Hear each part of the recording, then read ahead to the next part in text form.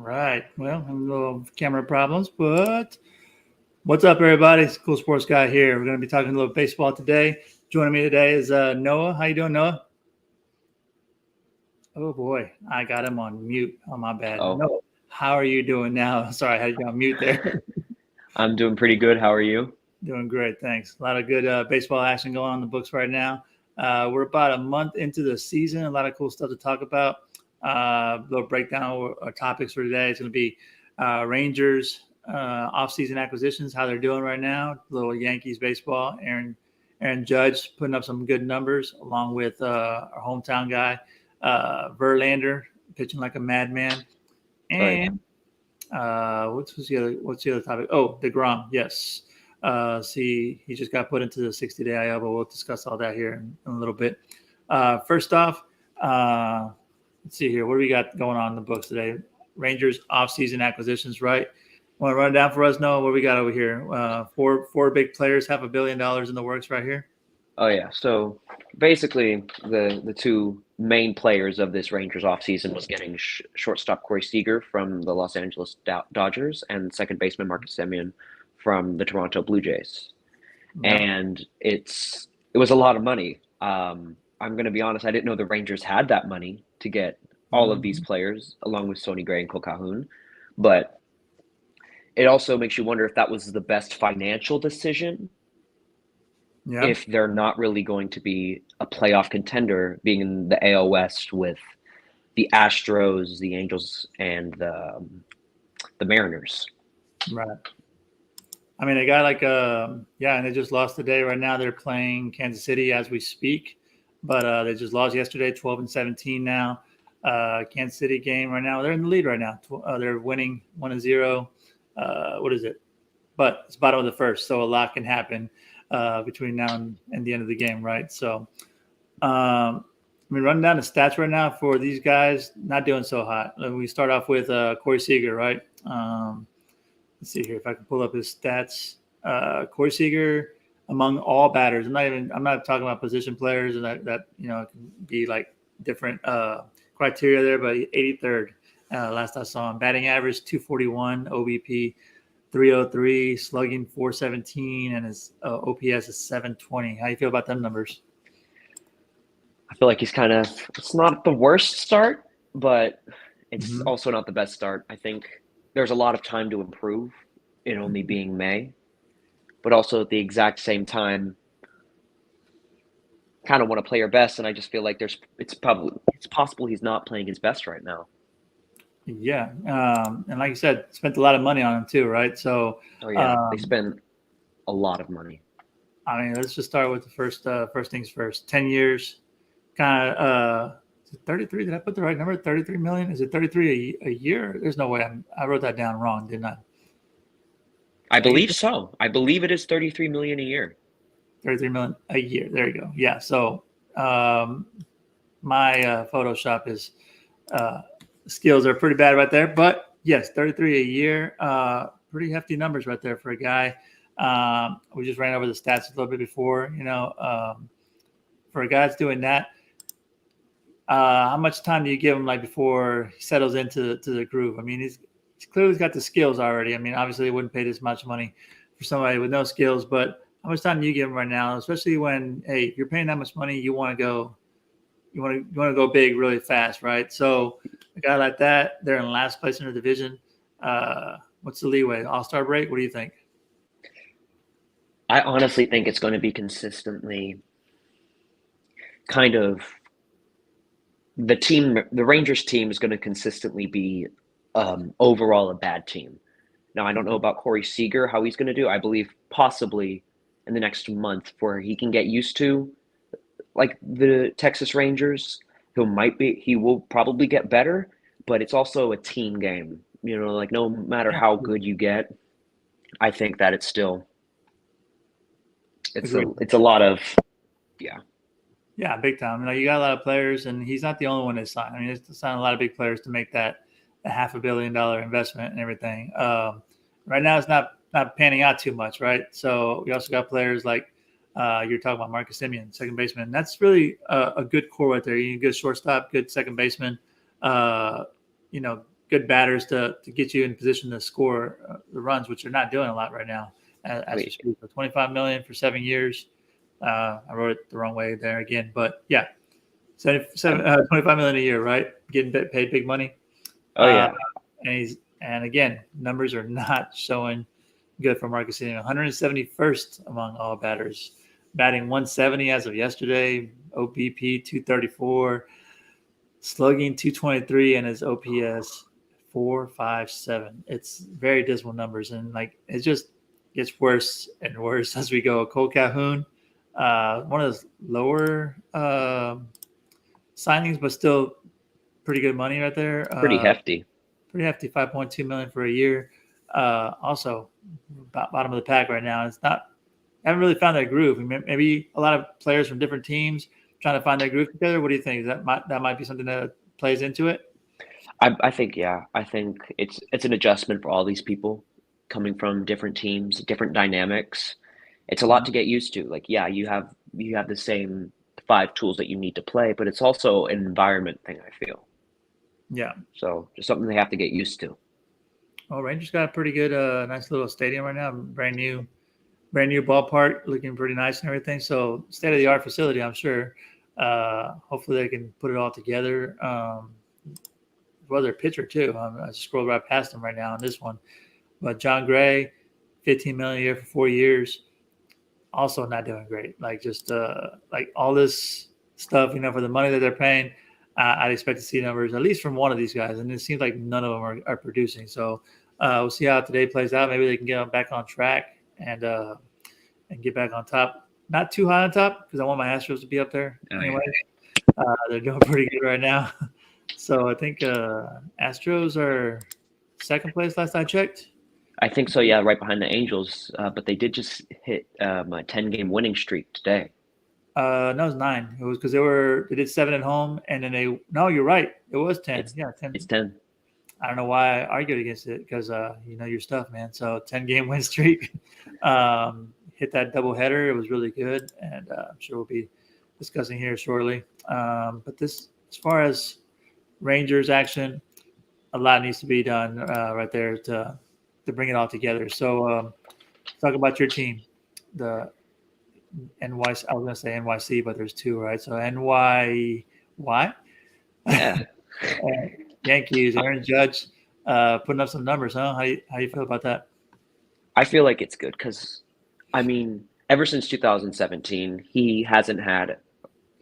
2017 was a great season for him, but unfortunately, Altuve did better. So, yeah. I also think that he's been unhealthy through 2018, 2019, 2020, all that, like inconsistently. So I think this year, if he can stay healthy, like it's halfway into May, and he's already pounding baseballs. He's doing some good defense. He's being an all around good player right now for the Yankees, and with the Yankees putting Gleyber Torres an alternate for second base between him and DJ LeMahieu, having the former MVP Josh Donaldson at third base, and then getting Isaiah Kiner-Falefa from the Texas Rangers. Mm-hmm. Like obviously, everybody wants to have a star player at any position, but looking at it in retrospect, it was a lot better than having Gleyber Torres at shortstop, because in 2021 the Yankees were bottom 7 at shortstop. 25 errors done by Gleyber Torres at shortstop, and that's not Gleyber Torres' fault. He's just not a shortstop. So I feel like having Isaiah Kiner-Falefa at shortstop was definitely an improvement defensively and possibly offensively. Mm-hmm. They're putting it together right now.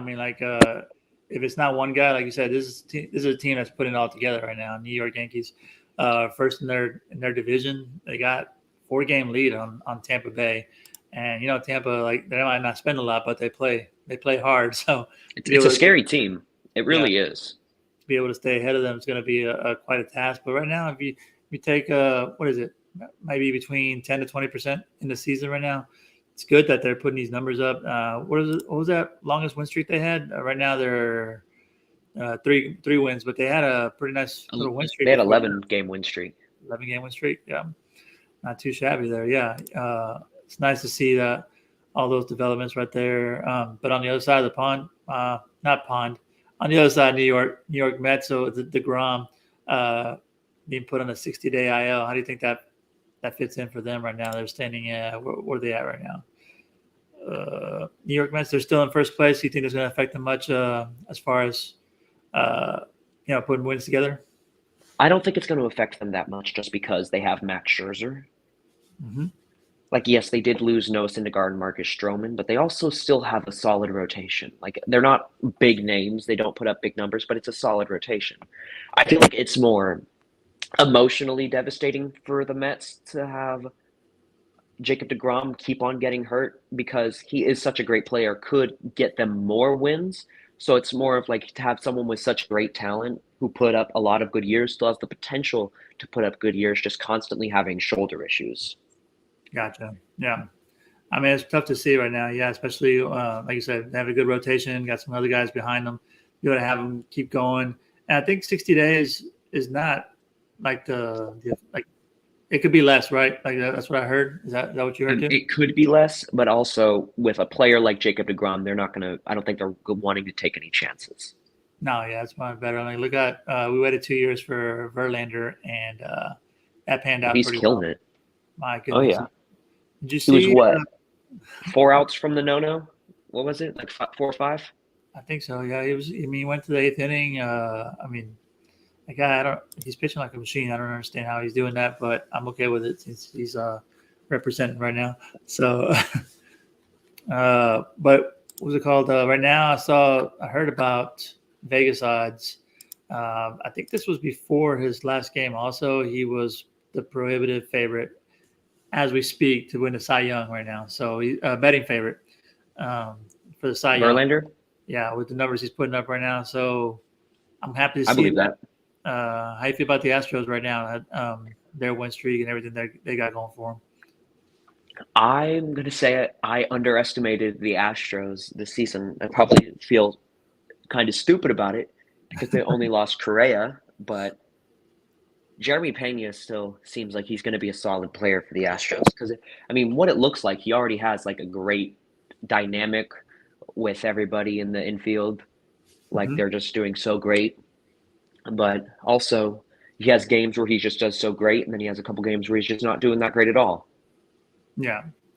No, he stays pretty consistent. I mean, like overall, he's consistent. What you want to see from him, you're not going to have career numbers, and I didn't expect to have career numbers right off the bat. But with the numbers he's putting up, I'm pretty happy with it. I think he's on pace. I don't know if it's changed right now, but he's on pace for 30 home runs this season already as a rookie. I find that really impressive. So to be able to do that, if he goes down to 20 home runs, I'll be happy with that too. So I wouldn't expect career numbers, but I think like a lot of the pitchers, Odorizzi, Verlander, I don't know who else, maybe I've said it. Luis Garcia, Lance McCullers. He's just being himself. That's what they all say, just to be able to go out there and not be Correa, just be himself. I think that pans out really big time. Hopefully, Yeah. Altuve can stay in there and gather runs too. So Yeah, because no one can beat Correa. Like, no one can have such a great balance offensively and defensively. Because, like, last season was a phenomenal season for Correa. Just a great season. yeah, I mean, like he balled out and everything. Got that contract he needed right there.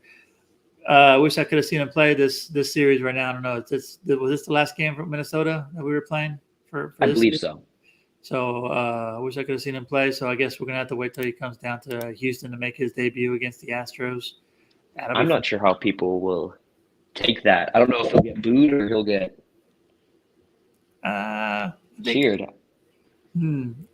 It'll probably be a mixture, and it'll be really weird. Yeah. I mean, it's not going to be overwhelming either way. I don't think. I mean, like, but Correa definitely pulled a lot of heartstrings one way or another. I didn't like to see him go. I think we could have probably kept them the money. I mean, like, you've heard many arguments for it that they had the money, but who knows? And right now, it's looking like a really good deal. You're paying minimum wage for somebody that's putting up Correa numbers. I'll take that. Oh yeah. Let's see how it goes. What else on Nugget? I know we kind of ran through our topics. You got anything else that maybe I might have missed? Anything that popped up in your mind? I wanted to talk about some of the prospects and some of the rookies. Bring it on. Yeah, what you got? We have Bobby Witt Jr. and Julio Rodriguez made their debut this season, but they're not. It's a rookie. It's their first time playing big league ball, but they're not putting up big numbers. But for a rookie, they're doing pretty well. Okay. Like Julio Rodriguez is like they're kind of opposite Bobby Witt Jr. and Julio Rodriguez. Like Bobby Witt can field almost any ball. It's insane. He has just such like range on the field, and then Julio Rodriguez has just such a great eye, and it's I think you're breaking up a little now. Hang on. You hear me okay? I don't know. You might try talking for a little bit. I think you might be breaking up a little bit. Oh, are we having issues here? No. Can't hear you. I can't hear you. But you can hear me, though. Having technical difficulties here. Let me see.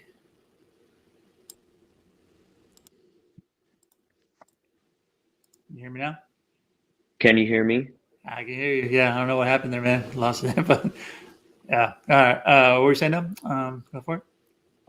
But I think it's really cool how just to have so much young talent, to like look forward to into baseball. Like and Wander Franco, I think he's gonna win Rookie of the Year this year. I really do. Now the first two, you have to school me a little bit, man, because you know a lot more. What team did they play for? The first two you mentioned? Bobby Witt Jr. plays for the Kansas City Royals. Julio Rodriguez plays for the Seattle Mariners. Gotcha. Okay. And then Wander Franco is the third one you said? Yeah, he plays for the Tampa Bay Rays. He's shortstop. Gotcha. Okay. A lot of good numbers and everything. Some definitely players to keep an eye out for in the future, for sure.